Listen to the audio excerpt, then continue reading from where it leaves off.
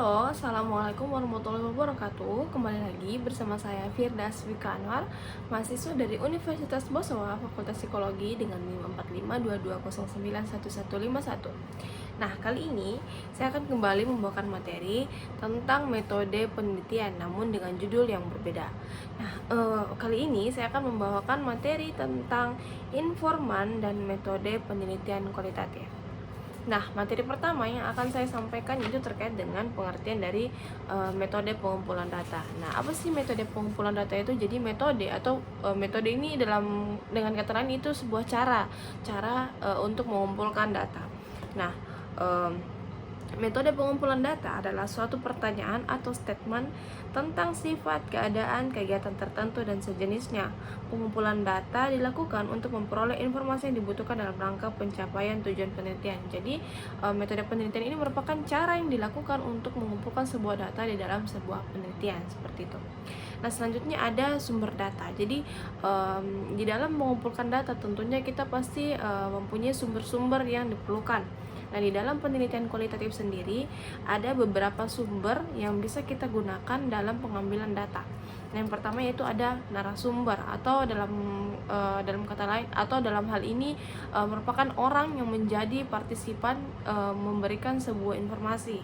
Jadi, sumber data ini atau narasumber ini disebut dengan responden, yaitu orang atau sejumlah orang yang memberikan respon atau tanggapan terhadap apa saja yang diminta atau ditentukan oleh peneliti. Jadi, ini merupakan orang-orang yang turut terlibat atau menjadi responden yang memberikan statement atau jawaban yang diajukan oleh peneliti, seperti itu.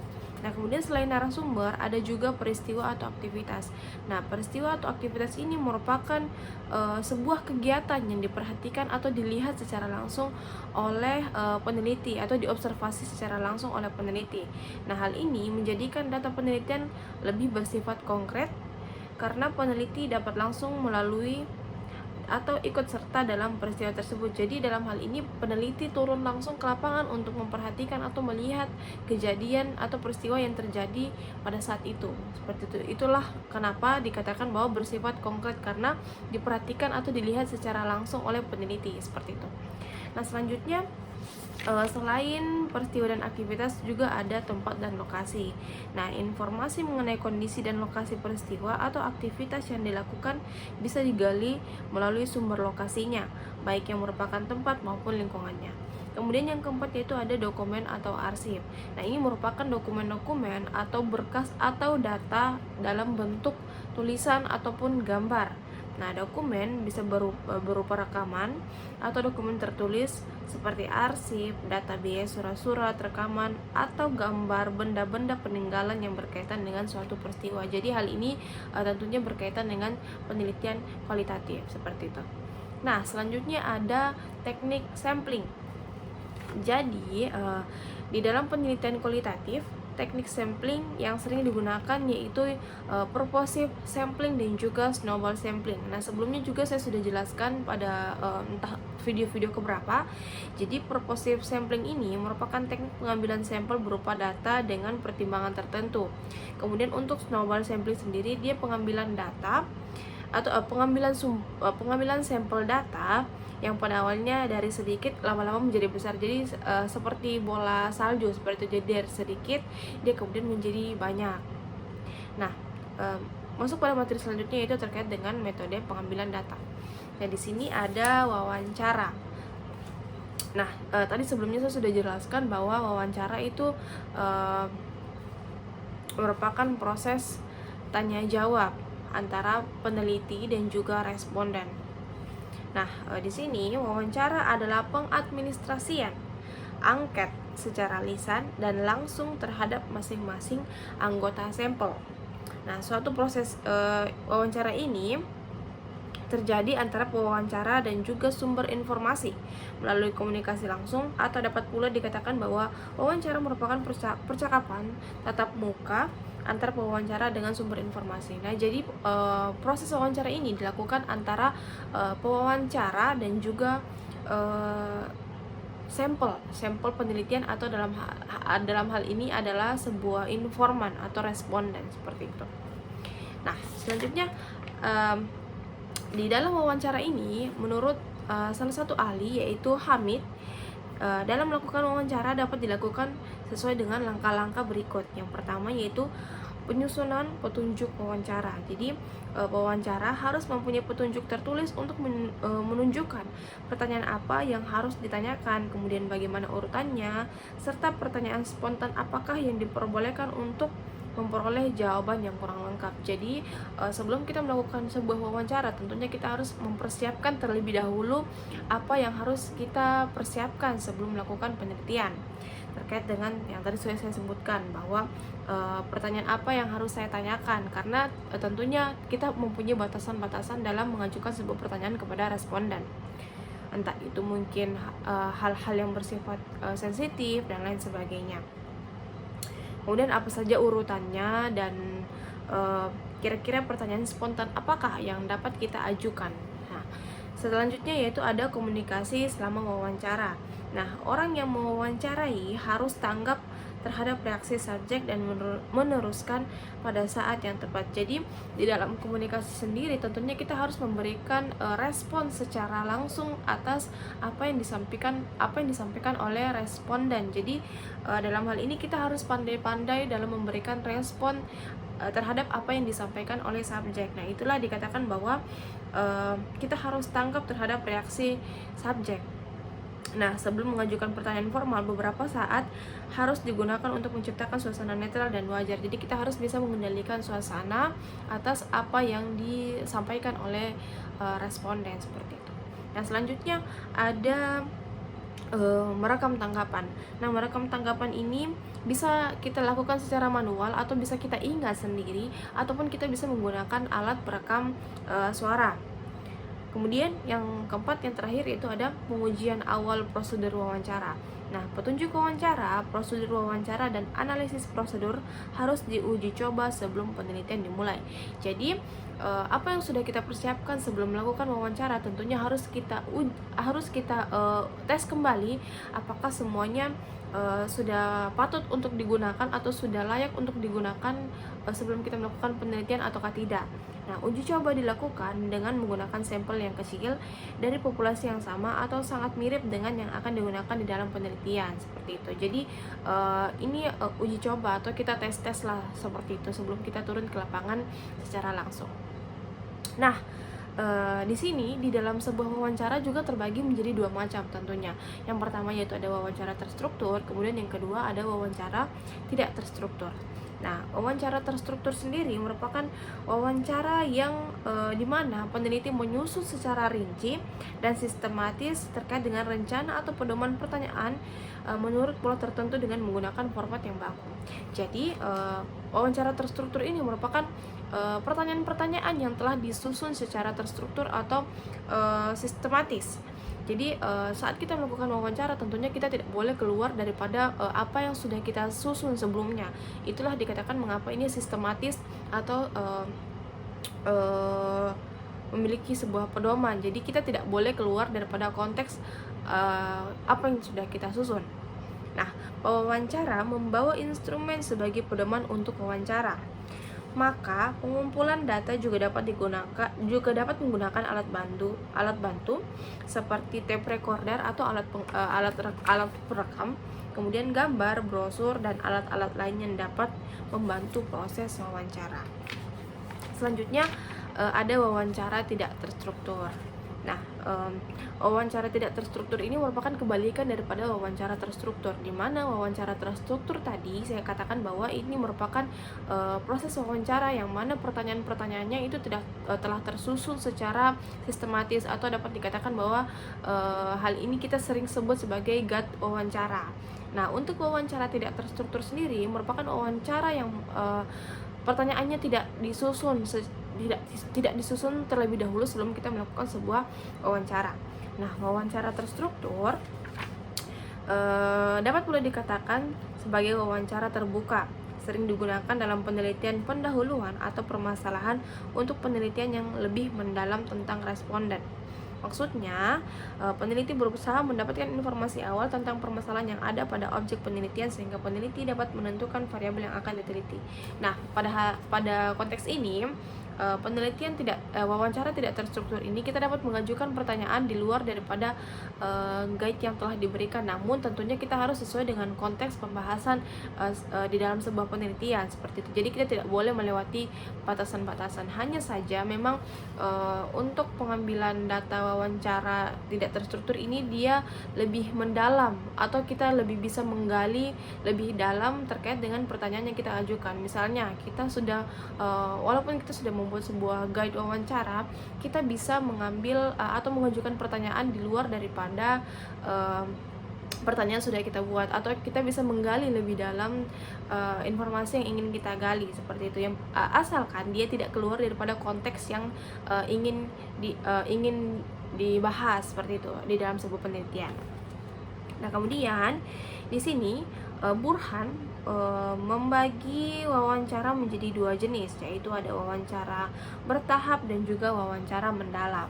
Nah, untuk wawancara mendalam sendiri, dia merupakan sebuah wawancara tanpa menggunakan pedoman wawancara, di mana pewawancara dan informan terlibat dalam kehidupan sosial yang relatif lama. Ya, nah, seperti yang sudah saya katakan sebelumnya bahwa di dalam wawancara tidak terstruktur ini, wawancara dilakukan dengan tidak menggunakan sebuah guide atau pertanyaan-pertanyaan yang telah disusun. Nah, namun untuk wawancara bertahap ini dia terkesan lebih formal, namun tidak terstruktur. Nah, dibandingkan dengan wawancara mendalam, wawancara bertahap ini lebih formal dan juga sistematik, tetapi masih jauh tidak formal dan tidak sistematik dibandingkan dengan wawancara sistematik atau wawancara terstruktur yang seperti saya sudah sebutkan sebelumnya. Kemudian karakter utama dari wawancara bertahap ini adalah dilakukan secara bertahap dan pewawancara tidak harus terlibat dalam kehidupan sosial informan. Kemudian yang kedua ada observasi. Nah, observasi ini yang seperti kita tahu bahwa observasi ini kita mengamati secara langsung apa yang terjadi di lapangan. Nah, teknik observasi digunakan untuk mengetahui dan menyelidiki tingkah laku nonverbal. Teknik pengumpulan data observasi dilakukan bila penelitian berkenaan dengan perilaku manusia, proses kerja, gejala-gejala alam, dan bila responden yang diamati tidak terlalu besar. Jadi observasi ini merupakan apa yang kita amati secara langsung terkait dengan objek penelitian yang ingin kita amati seperti itu. Nah, kemudian di dalam observasi juga dia terbagi menjadi dua macam. Yang pertama yaitu ada partisipan observer dan juga ada non-partisipan observer. Nah, partisipan observer atau dalam bahasa Indonesia bisa dikatakan bahwa observasi yang dimana kita terlibat langsung di dalamnya. Jadi partisipan observer ini adalah sebuah observasi di mana peneliti terlibat atau turun langsung terlibat di dalam kegiatan tersebut. Nah, jadi observasi partisipan adalah suatu bentuk observasi di mana pengamat secara teratur berpartisipasi dan terlibat dalam kegiatan yang dia amati. Jadi sudah saya katakan bahwa ini observer dia juga turut terlibat di dalam penelitiannya. Nah, tugas-tugas yang harus diperhatikan apabila peneliti menggunakan observasi partisipan. Yang pertama yaitu ada apa saja yang harus kita observasi, kemudian bila mana dan bagaimana melakukan pencatatan. Yang ketiga yaitu bagaimana mengusahakan hubungan baik dengan objek pengamatan, dan keempat yaitu berapa lama dan luasnya partisipasi tersebut. Kemudian ada non-partisipan observer. Nah, ini merupakan kebalikan daripada partisipan observer. Jadi kalau di dalam non-partisipan observer ini observasi atau observer ini tidak terlibat atau turut terlibat di dalam sebuah objek yang ia observasi. Jadi dalam observasi non-partisipan, peneliti tidak terlibat dan hanya menjadi pengamat independen. Dengan kata lain, pengamat tidak berinteraksi atau mempengaruhi objek yang diamati. Kemudian, mencatat hasil observasi harus memperhatikan beberapa hal. Yang pertama yaitu waktu pencatatan. Nah, waktu pencatatan ini dapat dikatakan sebagai pencatatan langsung atau di mana posisi ini kita mencatat secara langsung apa yang kita amati. Jadi sementara kita mengamati, kita juga sambil mencatat apa yang tengah terjadi, seperti itu. Nah, hal ini dapat menghindari bias dan juga penjumlahan akibat pelupaan. Jadi hal ini dapat dikatakan bahwa dia merupakan tahap pencatatan yang paling baik, karena kita bisa menghindari bias dan juga mengurangi mencegah kelupaan. Karena seringkali kalau kita sudah melakukan observasi kemudian setelah beberapa waktu baru kita mencatatnya, tentu saja akan menimbulkan bias atau subjektif. Kemudian juga kita juga akan menerka-nerka karena kita sudah mulai lupa atas apa yang sudah kita observasi, seperti itu. Nah, kemudian yang kedua ada waktu pencatatan, cara pencatatan.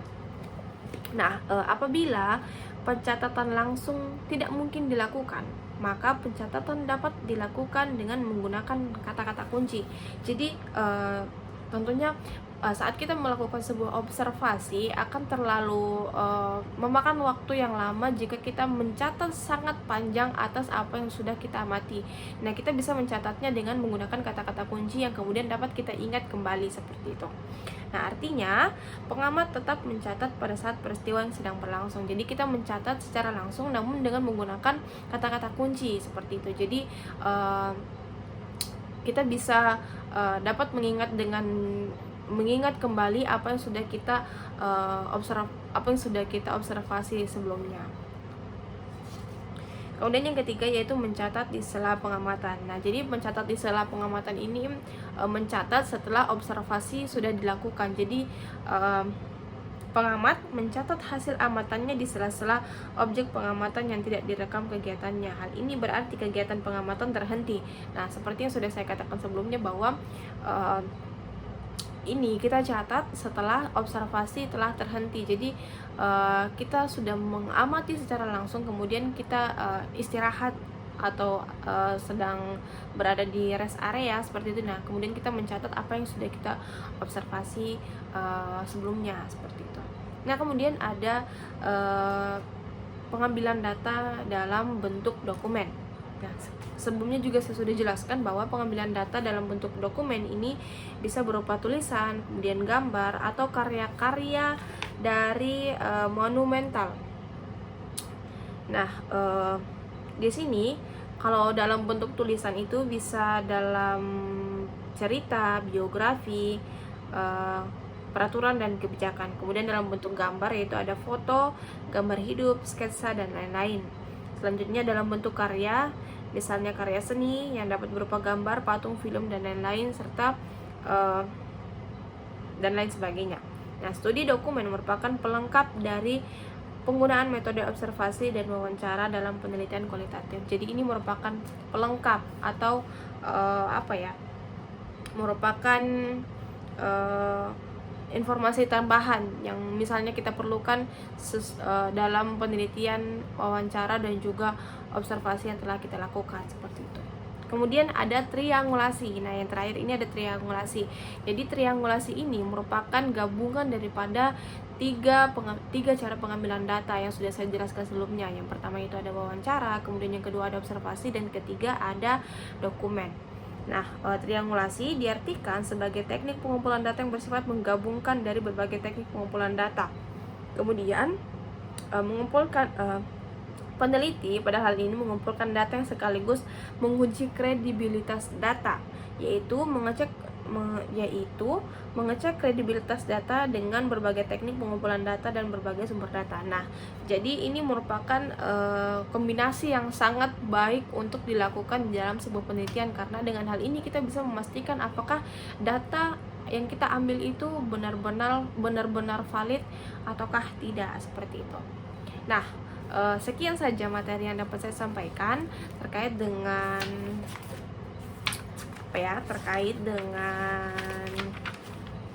informan dan metode penelitian kualitatif. Jadi sekian, terima kasih, semoga bermanfaat.